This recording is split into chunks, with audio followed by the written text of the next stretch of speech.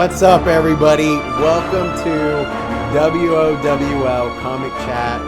I know that it's been about a month since we all got together, but we're back. We're ready to talk all things DC Comics, DC News. And so with me today, we have Digidax. Hey, guys. We also have Boomstam. Hello, hello. Then as always, this is Burger. Again, sorry for a little bit of delay. We've had real world, real life stuff going on, but we're excited, we're pumped, and it seems like there's a lot of really cool stuff that we can all talk about today. So I think, we have some really big news that have come out recently, right? Like we have, kind of a big restructuring, pulling everything together, really making like a cohesive universe with DC Comics, and so we have Chapter 1 has been announced, right? So Gods and Monsters, and so Digidax, what do you think about that? Yeah, James Gunn, Peter Safran have really, they want this to be a cohesive universe, and they want to map everything out. So as of right now, we still have Shazam 2 coming out in March, followed by The Flash, June 16th, which is supposed to reset the universe. And then Blue Beetle and Aquaman will, end the old DC extended universe. And then from there, we are supposed to get the Superman Legacy movie in July 11th, 2025. And Superman is the start of the new movie universe, right? Yeah, he's the start of the new movie universe. It supposedly starts with the Creature Commandos television show, followed by Waller on HBO Max, but the movies will start off with Superman Legacy. And then from there, we'll get The Authority, Supergirl, Woman of Tomorrow, The Brave and the Bold, Swamp Thing are the first couple of movies that they had mapped out. Okay. I actually have a question about that. First up, we also have the movies which sort of started in the Snyder universe, which are ending with The Flash and Aquaman. But there's also a second Joker movie announced, and there's a second Batman movie announced. I assume that these movies are, separate from this new universe that they are creating. Yeah, they said that these will kind of be like an Elseworlds comic. The Joker movie is supposed to be released in October 2024. And Batman 2 is supposed to come out October 3rd, 2025. That will be the same year, as the big reboot, but it is supposed to be like an Elseworlds. Okay, but are there any, is there any news about those movies continuing, or are these the final movies for those series as well? I think they've been like really vague about it just because, if the movie does well, they don't want to, lock themselves in one position or another. So I think they've been really vague about that kind of information. Okay. Okay, another question for you, Digi, then. I know you're a big Blue Beetle fan. But which one? There's been 3 in the comics. Which one is your favorite? Garrett, Cord, or Reyes? I got to go with Ted Cord. I grew up reading the Justice League International comics, and loved him and Booster Gold. Like, I'm a big Booster Gold fanboy too. So yeah, I love Ted Cord. I like Jaime Reyes, and I didn't really know much about Dan Garrett, but yeah, I'm a big Ted Cord fan, so he's got to be my favorite. So how excited are you about the upcoming Blue Beetle movie? Oh, I mean, I'm hoping all the characters in it. Legacy characters to me make just the interactions better with the main character. Yeah, and has there been, currently in the comic books, in the Blue Beetle Graduation Day, we have both Beetles are in there. We have Ted Kord, who is, well, not exactly, well, he's sort of playing Blue Beetle, but mostly is playing, himself. Ted Kord as kind of like a mentor to Jaime. Would you like to see something like that in the movie? Oh yeah, I mean, if I get that, I'd be happy just with that. Like if he's the mentor type, he's his tech guy, he's feeding him information from the home base. I mean, I'm totally on board with that. Okay, cool. What about you, Burger? Do you have a favorite Blue Beetle, or just none of the Beatles are favorite for you? Yeah, I'm kind of impartial. I like aspects of both of them, and so yeah, so I don't really have like one way or the other like an opinion on it. Like I just, to me, like the thing I'm most excited about is I think having a plan for the universe rather than just saying, hey, we need to throw a bunch of stuff together. How can we pull as many people together at one time? How can we try to play catch up? But rather saying, hey, here's a plan. It's tying everything together. And I am really hopeful for this approach because, DC does do this pretty well when it comes to like their animated comics or their animated movies. Yeah. In those animated movies, like they strung together a ton of them. Like you could sit there and legitimately watch them all back to back to back, and it all is telling a continuous story and kind of pulling in new people here and there, and then expanding on it. And so it's really cool, and so I'm really pumped up that WB and DC are really putting a lot of like mind power and putting a lot of stuff behind this in order to try to build out something that should be interconnected, tying into all forms of media that they put out, and I'm really pumped up to see what happens. Yeah, Cool. I share that. I mean, I'm very excited about the fact that it's going to be one big shared, universe when, where you have the actor playing the movie, but he'll also do the voice acting for like a animated movie or like a video game. So yeah, I'm really excited to see how that will work out. There's just uh, one thing. It could work out very well, but it could also backfire, I think, because they are starting with the more obscure end of the universe with the more obscure characters that not everybody you know might know is like a DC title. On the other hand, it's also good, I think, that they don't follow the Marvel formula, step by step, so that they're kind of doing their own thing. But I'm curious how it will work out. Well, James Gunn is known for taking an obscure team like Guardians of the Galaxy. I mean, not many people knew who they were, and he, took them and made them household names. True. So, I mean, I'm assuming that's what his plan is with the Authority. Yeah, true.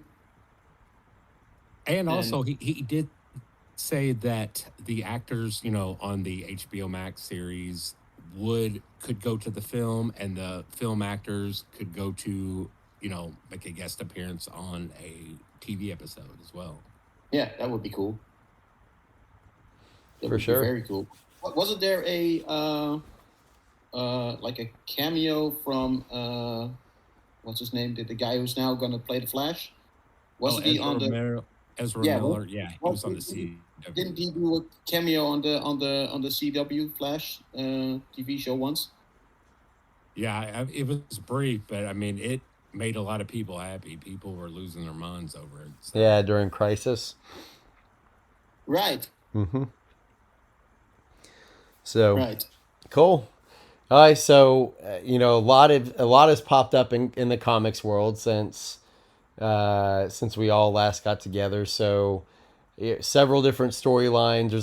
There's several that I think I told you guys the other day, or a couple at least that are getting to be some of my probably up there in like top 5 to 10 storylines that I've read so far. But what are your guys' thoughts? Like, what are your favorite things that have come out of comics over like the last month? Do we want to start with the Minute War and Lazarus Planet? Like, Oh yeah, for us all to talk about those two? sure. Yeah, so the Flash 1 minute war. This is probably one of my favorite storylines. This is what I was alluding to a second ago.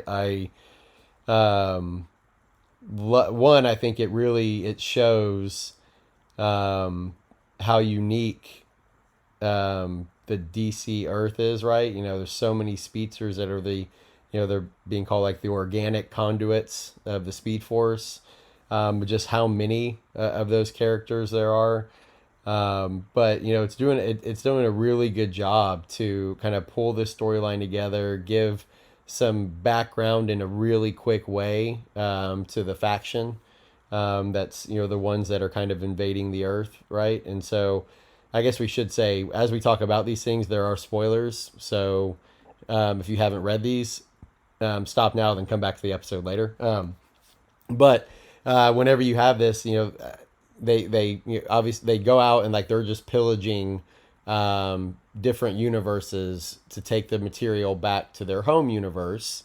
It started off innocent enough, right? Like the faction would land on universes that were about to be destroyed, that were at the end of their time. Like there's some sort of crisis or event that's popping up, and they pop in right before the end, take everything, and then obviously then everything goes boom, right?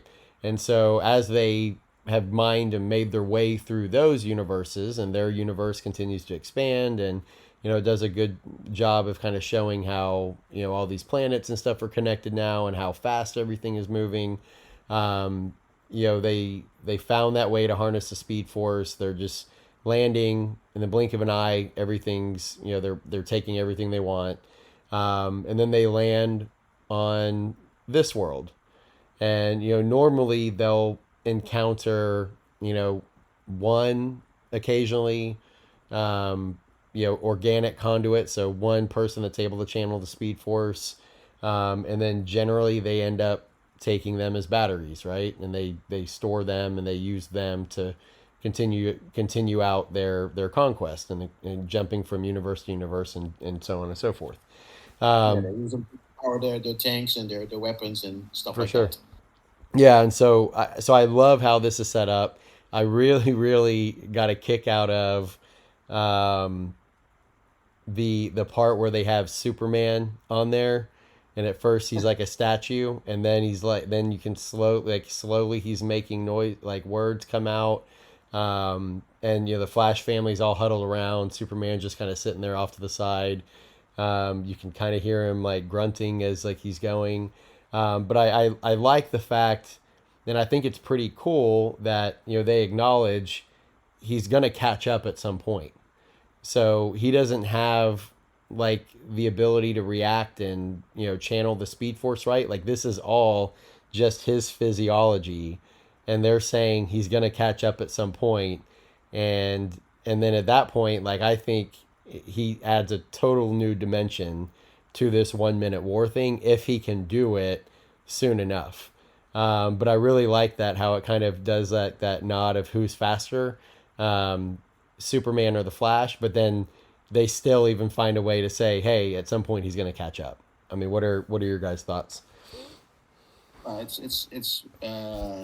They both have different approaches to speed. The Flash uses the Speed Force like a extra dimensional power that they can tap into, and they can they have like frictionless movements and stuff like that. They experience the world around them a little bit different than other humans or other superheroes. And for Superman, it's just basically all the power he gets from the sun, which he turns into either strength or speed or whatever. So it's a different approach to speed, if you will. The Flashes can run at a zillion miles an hour, and they don't have to worry about like bugs or friction from the wind. Superman does have to account for that. it's been mentioned several times in the past in comic books that Superman, even when flying, he slows down to avoid sonic booms in populated areas, stuff like that. If Superman is in space, he can really cut loose speed wise, and the Flashes can do that anywhere. They can do that on Earth because they don't have the limitations that Superman or other speedsters, quote unquote, have. Oh yeah, I think Superman is going to come into play big time because the Fraction aren't ready for him, and they're not used to someone getting around the Speed Force. So I think he really will come into play later. But big spoiler here: who do you guys think Miss Murder is? Because I have a big guess, just based on they thought the dogs were reading their minds, and they're like, it's not the dogs, it's her. Yeah, I think it's Miss Martian. But yeah, I was going to say. Megan, yeah. Which is in the whole, dark multiverse again, I guess. They're popping up still. Yeah, she does kind of play off that whole Batman Who Laughs, right? Yeah, I think she's from the Dark Universe. Yeah, that's for sure. Because I believe she's blind and she's reading their minds to see where they are. Yeah, that is what it looks like. For sure. Oh, another spoiler. The guy, the kid that Impulse and Kid Flash rescue, I'm thinking that could be Linda and Wally's unborn son. They had that moment, right? Where where like she was with him in that room. Is that what you're referring to? He makes it. Yeah, he makes it super awkward, answering like, "Oh yeah, I'm looking after the baby." Like if he isn't her son, then it's super creepy. Yeah, like the baby is really strong. Yeah. So, yeah, no, I got that feeling too. That there's something else at play there. What I enjoy from this story arc is that it really brings the Flash family closer together. You can just see how much of a family they really are, and where in the past it really felt like separate entities, if you will. We had Barry doing his thing, with Wally doing his thing, and now it really all comes together in my mind. We have several junior speedsters now. We have Wally, we have Bart, we have the twins from Wally. We're also getting powers. Even the baby, the new baby, is somehow empowering Linda. So yeah. Yeah, I think as a whole, DC is really buying into their legacy characters right now. If you notice, like the Superman family's expanded; they're everywhere. Bat family, all of them. Love it. Yeah, and there's some pretty cool stuff hopping up in Flash, right? Like you have, Godspeed, who everybody thought was dead, right? He starts popping up, and all of a sudden, you start seeing faction members just getting wiped out when they were in whatever mansion they were in for that party, and I'm not totally sure. I guess they were just there like robbing people, it seemed like, or something. But he just starts killing everybody. But then you kind of see Jai, from the future, come in, and then like he runs into Gold Beetle. So I think there's some pretty cool stuff that we're gonna see kind of come out of this going in the future. But it's really, really kind of bringing a bunch of people together, and so it's been neat to see. Yeah, definitely. I just love the whole family dynamic that they have going on right now with DC. And speaking of Flash and speaking of family, what do you guys think of the Stargirl book, where we see that Jay somehow has a new daughter? Boom. Boom. Yeah, all the Lost Children. Yeah. I mean, it was all old sidekicks. Airwave, like I think it was Mr. Terrific's original one. No, the Mr. Terrific has he has a different one. what's it called again? Was the guy that had the fair play on his shirt. Yeah, And then yeah, they had yeah, Robot Man had one. yeah. But Arrow had a different sidekick. Even the human bomb had a sidekick, Cherry Bomb. That was pretty cool. Yeah, there were even some obscure for me. I was like, who's this now? I think some of them were even new. Yeah, no, I like the story so far. It's kind of thrown in. It's kind of explained how this has happened, right? Like they basically have it's Jay Garrick's daughter, right? Yeah. Like on a treadmill, and so like she's kind of powering this place, kind of keeping it somewhat outside of time or misplaced in time. And so they have all these sidekicks that have been kidnapped that are there. Some of them are kind of trying to fight back, while some of them are actually in prison. And so yeah, so it's turning out to be pretty interesting storyline, and it kind of starts off with Stargirl, them kind of remembering somebody and just setting out to try to find them, and kind of get end out like in the middle of the ocean, like and stumble on this island, and immediately kind of greeted by these egg things that are going around catching people. And then I've never seen the main villain before. I don't know if you guys have seen them or know anything about it, but it's like a chicken witch person. Well, she's actually more like a hench person to the main bad guy, quote unquote. I don't know if you guys read the last issue 4. Yeah, I just read it. I don't know if I have yet. Her name's Childminder, right? Yeah. But in the end, you see the buyer who's gonna, buy the children that the childminder captured. Well, I'm not sure if I'm supposed to say anything, but go for it. It was Our Man. Oh, interesting. The android Our Man, if my eyes didn't deceive me. So yeah, that was kind of like a weird twist. Oh yeah. But yeah, no, there's definitely some cool storylines, and this is doing a good job of kind of bringing back some people that a lot of us have never even read about, and or in some cases you kind of read about, and kind of bringing back a lot of memories of our childhood and stuff. So yeah, it's really cool. I think that's what Jeff Johns specializes at, that kind of thing. Yeah, bringing these guys back to life and giving you those feelings back, when you were young, and buying all these comic books. You're like, I got the feels, Jeff.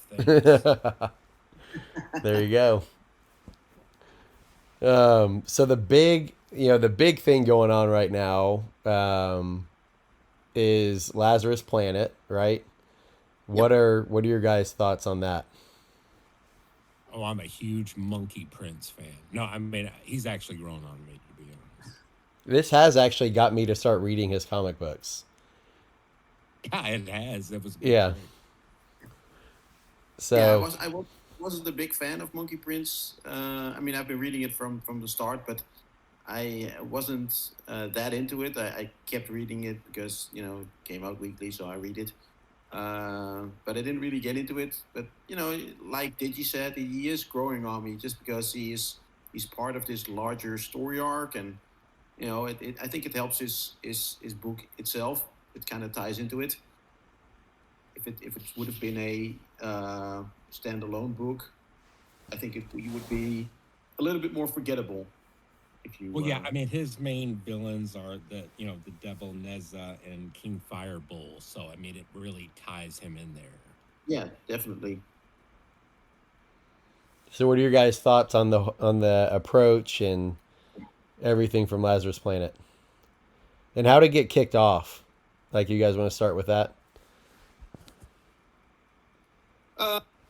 Well, it's kind of started with Batman versus Robin, right? where well,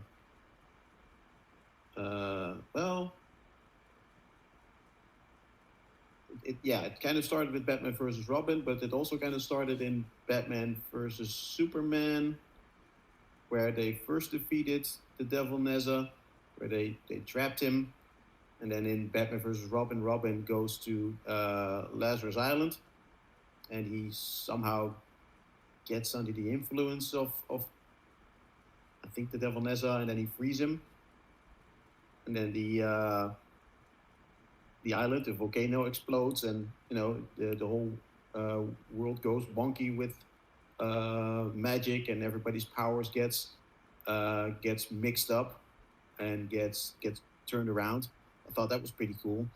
Even in the last issue, where Robin suddenly got heat vision, and and where Power Supergirl, Girl has some psychic abilities now. yeah, you can read minds now, and she's being helped or guided by what's she called from Titans? Omen. Dreamer. Yeah, the Dreamer is in there too, but I think she's being guided by I think she's called Omen, the girl in green, and they sort of start a business to help people with their mental issues, sort of like Heroes in Crisis, where they had that sanctuary debacle, and now Power Girl and Omen are gonna, see if they can mentally assist people with trauma, like they did with Beast Boy, because he was shot in the face by Deathstroke in the previous story arc. So yeah, that was interesting. And now we have Batman Possessed. Yeah. Yeah. So I really I like how they kind of set all this up. It's kind of throwing some monkey wrenches, out there. Giving some heroes new powers, so kind of adding a little different dynamic than what we're used to seeing. So we kind of see glimpses of John Kent and kind of Blue Superman, right? And so we start seeing like some of their powers mix up, and then so now they're going to have to face that dynamic, as well as there's some people out there that normal people that are emerging from this with new powers, and so protagonists, antagonists, but they kind of use this as a way to kind of refresh some of the stuff, add a little different view, a little different dynamic between some different individuals. But you see, who is it? Who's the one that's out there and she's hearing Raj Al Ghul? Then you see him pop back up. Flatline, right? And so, yeah. So it's bringing in some like pretty cool dynamic from some different places.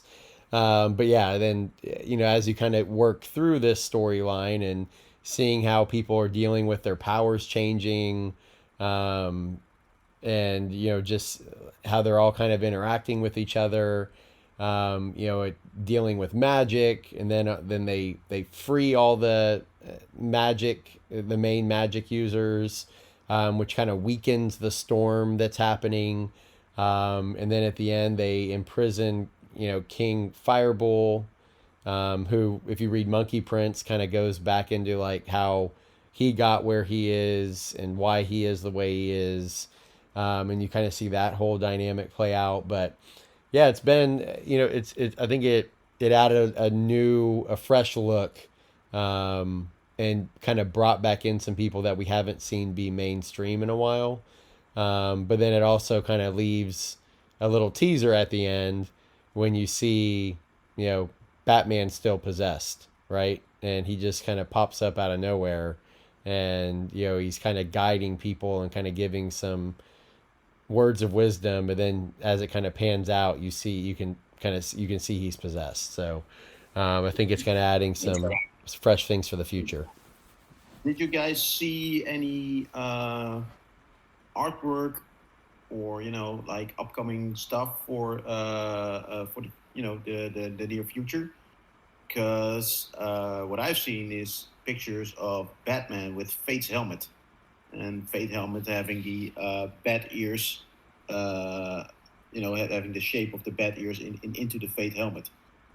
Oh, I have not Oh seen that. yeah, I've seen the picture. I've seen the pictures. Yeah, so Um, Batman's going to be Doctor Fate for a little while, I think.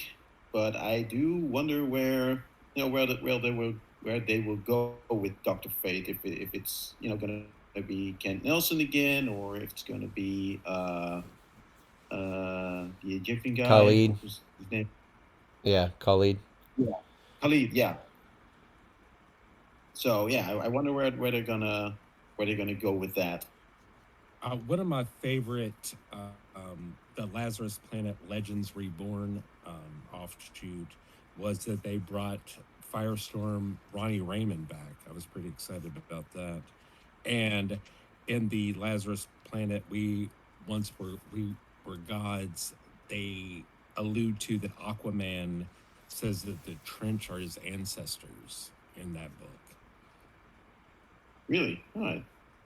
Yeah, because you see them coming out of the water, right? And they can't really Oh, right. speak. Yeah, Yeah. they're humans. Yeah, right. Yep.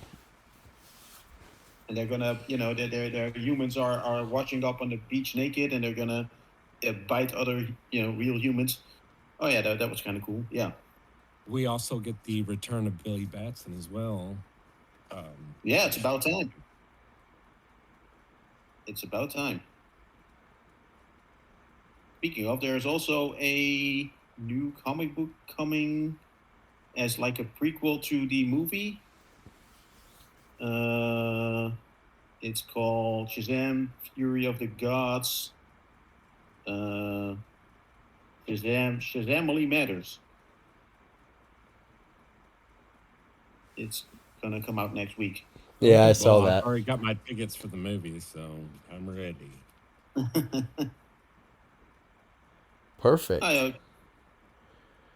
I always enjoy those little comic book tie-ins that show up just before a movie or just after a movie. Oh yeah. So the other cool one, and this is I really like parts of this, and there's other parts that I'm kind of like but DCeased, it's Oh, yeah. kind of like a different way to look at some of the storylines like Marvel Zombies and stuff like that, right? But anti-life equation infects everybody on Earth. It kind of shows, it kind of fast forwards. You see some of the people grow up. You see a lot of heroes, die and killed, especially as some of the big guns start getting turned. And so that's prior history, right? Then they go to a new Earth. Then they decide that they're coming back to try to find a cure. So they come back to the original Earth.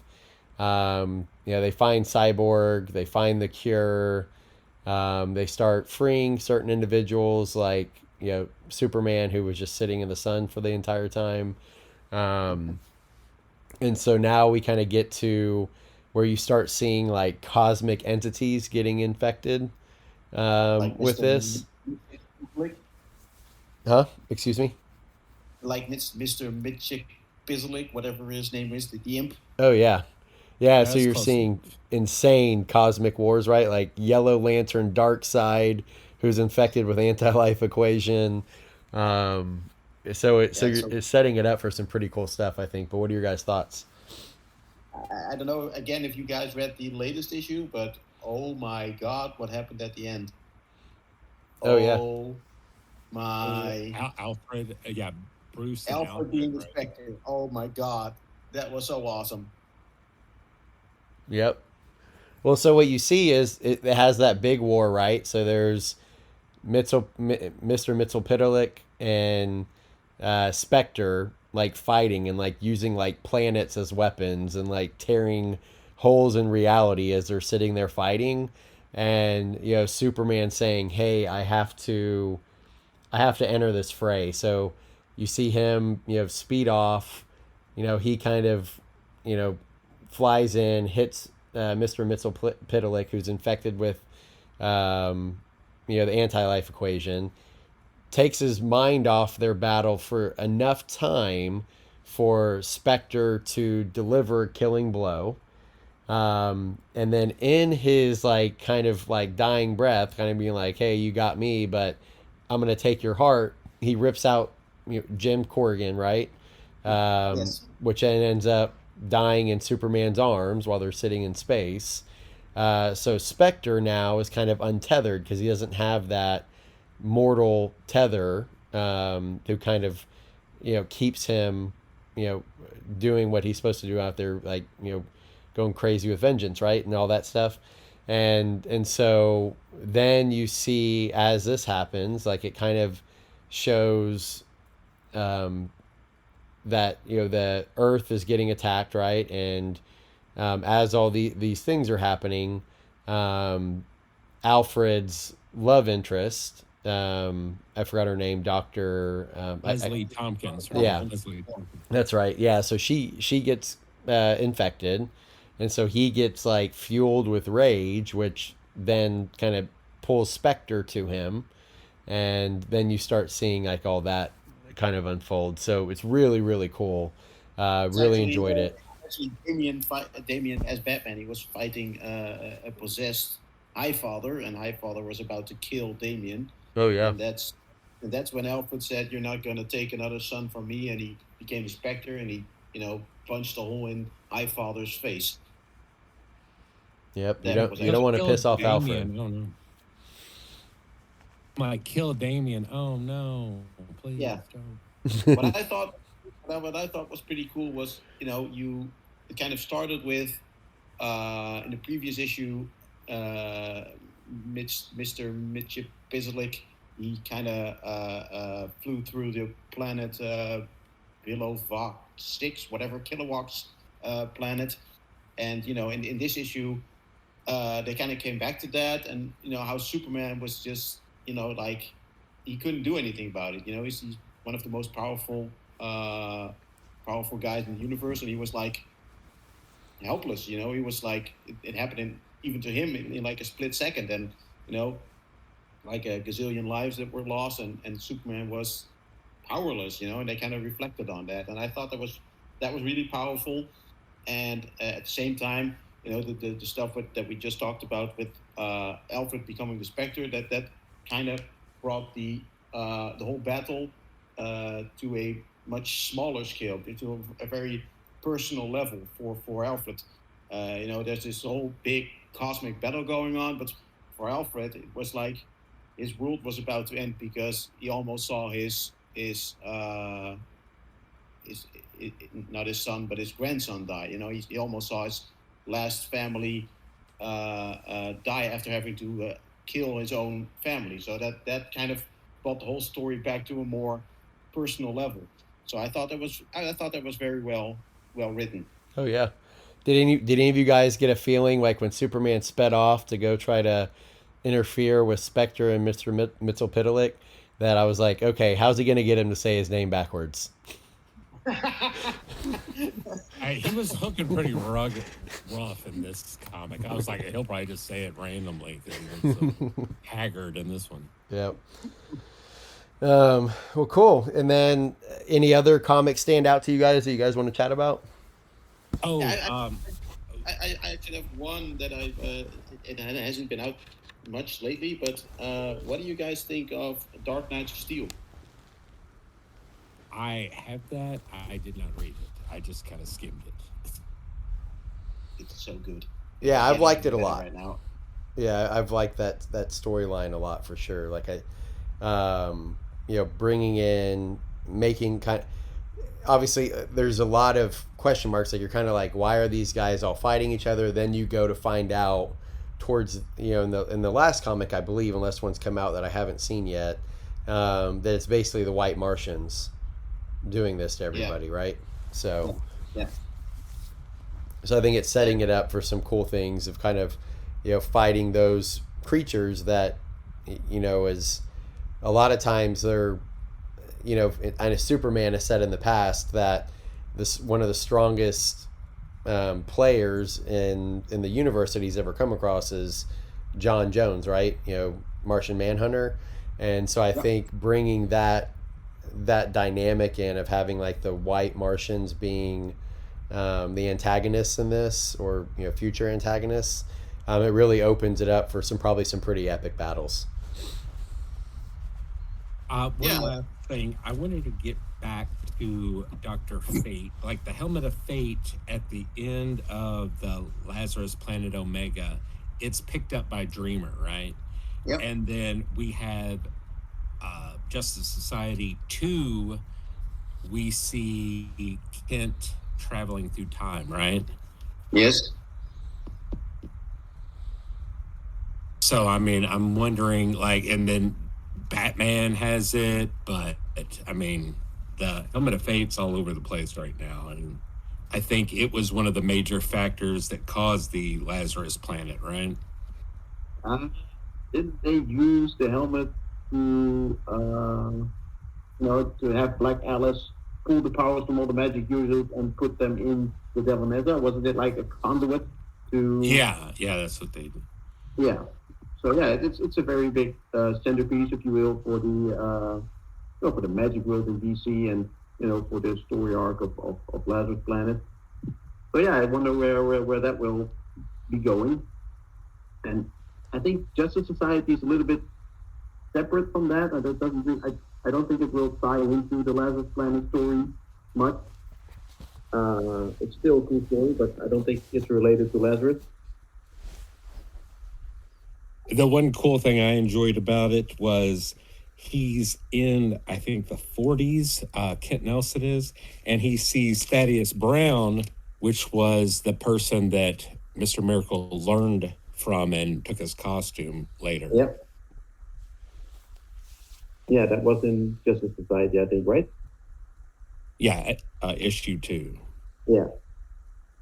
Yeah, it's interesting. It's you have Bruce Wayne's daughter, Helena, the Huntress. Helena Wayne, who's the Huntress, stumbling through basically. So yeah, it's interesting.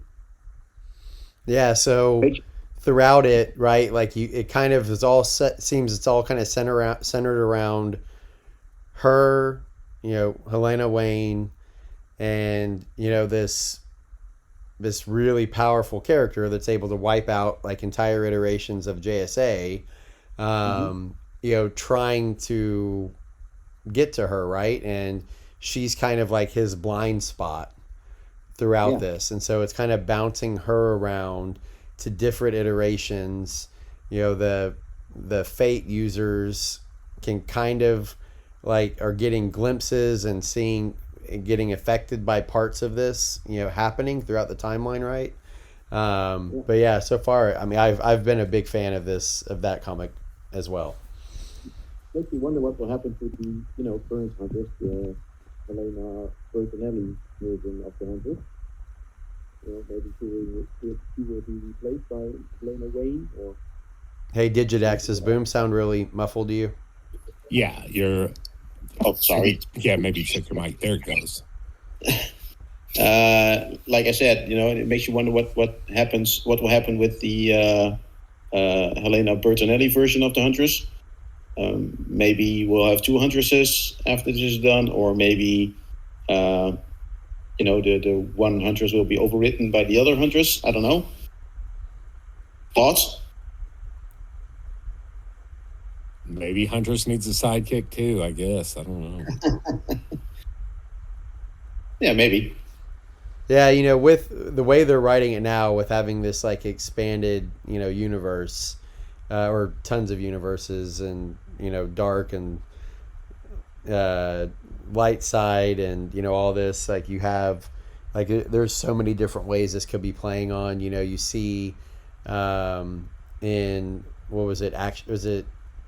What comic was it? Was it Action Comics, where towards the end, like you start seeing Gog, and that was Action Comics, yes. Yeah, and so you start kind of playing off, and for the original, time Gog was out, like he, obviously he was really pissed off at Superman, right? So he kept going back in time, killing him. He thought he was going back in time, but he was actually in hyper time and kind of bouncing around the timeline, killing Superman. And so you kind of see at this point, oh dang, what's the President Superman, Calvin Ellis, kind of shows up and he's like, "Hey, John, you're who we need to do this." So this could be another play at that, right? Like just kind of bouncing around, like there's plenty of room for multiple Huntresses, the same way as there's all these other multiple iterations of everybody, and just kind of how they all interact with each other. Oh, and the Superman family just added the two twins, that Ulsa Ra and Otha Ra, the World twins. I mean, the Supes family is really beefing up lately. Oh yeah, I love it. For sure. Speaking of, did you guys read the latest issue of Superman #1? Of course, I did. What are your thoughts, Boom? What do you guys think? Oh man, I love it. I'm just so happy that we are going to get that we already have a new ongoing series for Superman beside Action Comics. I thought it was a nice, interesting twist the way Lex was guiding him, sort of like he wanted to influence him into making. He was manipulating him. He was kind of manipulating him. He was trying to, maybe even get Superman to kill his enemies, to permanently deal with them. And at the same time, he was, he gave basically his company to Superman, and he rebranded it to Supercore, with a big old Superman logo on the LexCorp building, and basically saying, you have all my resources at your disposal, and we can you can do your job even better now because you have my resources at your beck and call. So I thought that was pretty interesting. Just a hilarious thing to point out. Lex made a hologram of himself, kind of like Jor-El. Yeah, like Kal-El. Yeah. That was hilarious, right there. Yeah, that was funny. And also, when the book ended, he said, you're not dealing with any of your enemies. You're dealing with my enemies. So I can't wait to see who this new antagonist is, who this new enemy is. But they probably have the hots on for Lex, and they're gonna try to get to him through Superman. Not sure if it was Superman at the end of the table. I hope not, because if it is, Supes is in big trouble. That would be a bad way to start episode or issue 1. I'm going to say that's Bizarro, right? Different type of Bizarro. I think it's Bizarro too, or a version of Bizarro at any rate. What do you guys thought of this issue? Oh, I loved that issue. I loved Action Comics 1051, the whole family. I mean, I really enjoyed the Superman issues this month. Same here. Burger? Yeah, no, I've liked it a lot. It'd be interesting. They're kind of showing like a little different dynamic of some of these individuals. Parasite's there, and he's like, hey, they've been experimenting on me. They've been doing this. Then all of a sudden it's like he duplicated into a bunch of little mini versions of them. And so then you see them, tackling Superman. And so, yes, I think, again, continuing to add like a fresh dynamic, a different way to tell some of these stories. And not always just like, hey, how do we kind of retell the same stories with the same characters over and over again, but how do we add different look, feel, and everything to these iconic characters. So I'm interested to see what the future holds. What did you guys think of Lois Lane as editor-in-chief? Well, I thought it was pretty cool. I mean, I think he's on leave Perry White's on. Yeah, he had a heart right? attack. Yeah, he had the heart Because- attack when he realized Superman was Yeah, Clark Kent. Because that's what Manchester Black's, when they used him at the end, or in the setting all this up, is basically like, hey, if anybody, everybody's being programmed to where if they saw a photo, saw an article, find out who you are, basically it kind of decapacitates them, like kind of like Perry White could not deal with it, and so he had a heart attack. And so that was kind of shows like what happens if this secret gets out, and kind of what Lex did. I think only his family knows, and probably Lex knows. Well, it explained like the JLA knows, because they've all built up defenses. They've all kind of been prepped for how to deal with telepathic suggestions, so they're stronger than the average person. And so a lot of the hero community still knows, but it's just if anybody else finds out, it's basically gonna take them out. Yeah, but they're gonna have an aneurysm or something, or a heart attack or whatever. Yeah, but Lex probably still knows. Oh yeah, no, he definitely knows. Which could be, like an interesting new dynamic between the two of them. Because in the past he didn't know, and he was. I think Lex has always been an interesting opponent for Superman. Because he's human, and he's using his super intellect against the evil alien who has come to take over the world. So I thought that's kind of like an interesting approach. But now that he knows who he is, I think it's interesting to see if he will,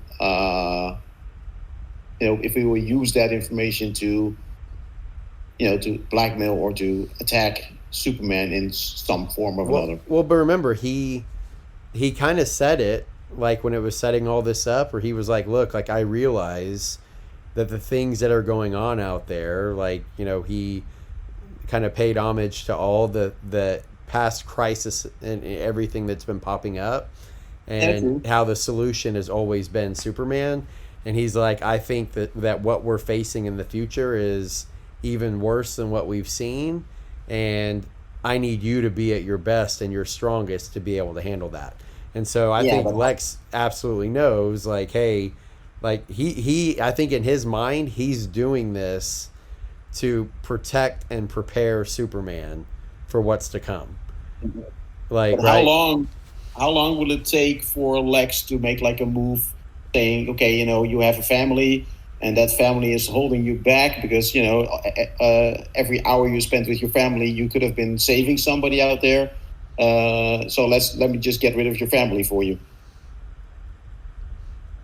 Yeah. I mean that would be like that would be the way Lex would think, in my mind. So it would be interesting to see if he would take that route. Until he reads Action Comics and sees all 100 Superman families standing there. yeah, that would be cool.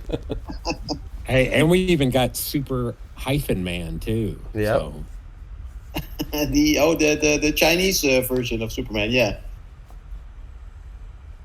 For sure. Well, I mean, obviously there's a ton of cool storylines, right? And I'm really looking forward to continuing to read some of these and see how they kind of play out. But anything you guys want to add before we start wrapping up? I mean, I'm good. I've got. I hope Tim Drake Robin improves. Yeah, I've not read that yet. If I could just make one recommendation for you guys, I mean, first of all, go read Dark Knights of Steel, and there's also been another very good book in my mind, and that's Poison Ivy. I don't know if you guys have been reading that, but it's very good. I've got it. I picked it up, but I haven't read it yet. Yeah, I have not read it. You guys need to get through your backlogs. I actually enjoyed Black Adam, the latest issue, it had Mirror Master of all people making a cameo, and it was pretty funny. Yeah, that was the second to last issue. This week there was a new issue. Oh yeah, 7. Yeah.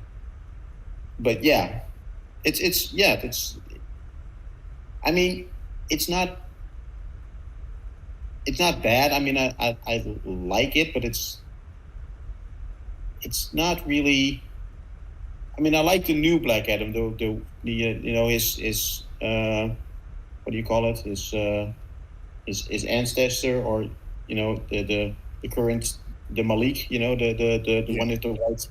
I mean, I like that approach to it, but at the same time, Black Adam doesn't feel like Black Adam to me. Yeah, I'm sure this is just temporary anyway.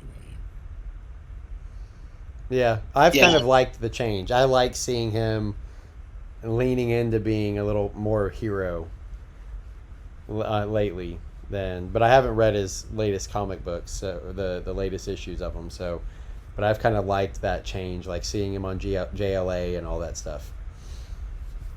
Oh yeah, I liked him on JLA because he was, you know, yes, he was trying to be a hero, but he was still kind of an asshole.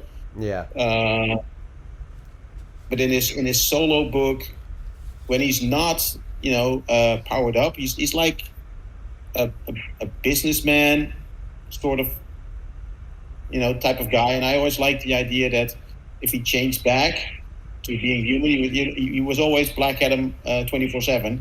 Because if he changed back, you know, I think they had that in a cartoon or something. You know, he would just wither away because he's so old. You know, he's like a very old guy. So he had to be Black Adam 24/7.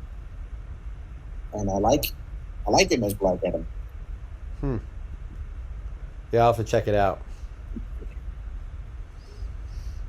But yeah, cool. Well, yeah. So, you know, we're going over the hour mark. So everybody that's still hanging out with us, you know, hit us up. As we always do. Right? Yeah. Yeah.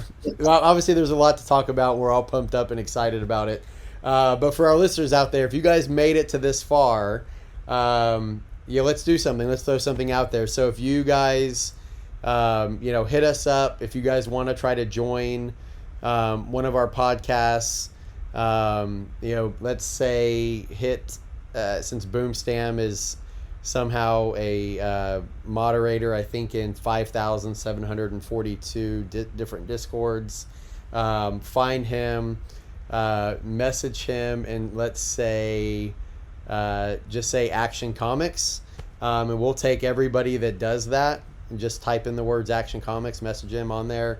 And everybody that does that, we'll do a random drawing. We'll invite you, if you want, to join us on one of our chats, and then we'll send you a few of our favorite issues that we're currently reading, and we'll just send them via Kindle or whatever reading service you're using. But we'll do that. That way you can join and jump on there and participate with us. But with that, we're right over an hour. So, you know, as always, you know, thanks for tuning in. Thanks for taking this time to hang out with us and share this passion that we have, or addiction at times probably that we have with comic books and everything DC. Yeah. But Digi, Boomstam, anything you guys want to say as we wrap up? Well, you kind of caught me by surprise there, but I love you for doing that. I would love to have other members of the communities come in and chat with us about the comic books. And, you know, it's just very generous of you to, you know, give them comic books. So thank you for that, Burger. And thank you, Digi, for joining us today. I had a great time again. Thank you. Cool. Digi, anything you want to say as we close out? No, I mean, it was fun. That sounds like a great idea. It'll get, you know, community interaction on the show. So cool. All right, well, guys, thanks for everything, and I can't wait till we sync up next time and talk about all these great storylines continuing to go on. Definitely. Talk to you guys later. Yeah, bye-bye. Duh. I mean, he is using impulse. That is like an auto win. You know what else is an auto-win? Becoming a Patreon. Become a Patreon today and get special perks like Patreon-only episodes, early reviews, and content based on your requests. Just go to patreon.com/WROL broadcast.